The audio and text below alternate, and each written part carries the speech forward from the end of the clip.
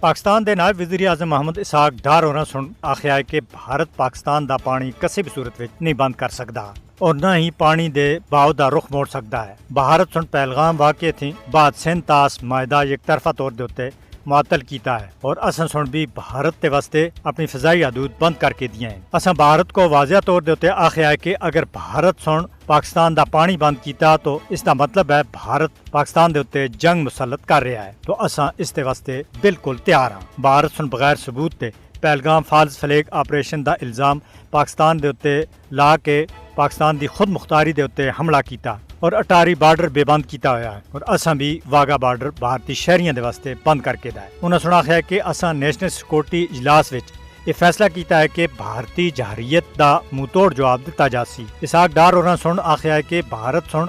2019 وچ پلوامہ حملے دا الزام بھی بغیر کسی ثبوت تے پاکستان دے اتے لایا، لیکن بعد وچ حقیقت دنیا دے سامنے آ گئی سی۔ اس وقت کشمیر وچ موجود گورنر ستیا پال ملک سن اس پوری حقیقت کو دنیا دے سامنے بے نقاب کیتا ہے اور اس دفعہ بھی پہلگام واقعے دے حوالے نال بھارت تے الزام کو اساں پوری دنیا وچ غلط ثابت کیتا ہے اور اساں اس واقعے دی شفاف بین الاقوامی تحقیقات وچ تعاون دی پیشکش کیتی سی۔ عالمی برادری سن پاکستانی بیانیے دی مکمل حمایت بھی کیتی ہے، لیکن بھارت اپنی ہٹ درمی دے اتے ڈٹیا ہوا ہے۔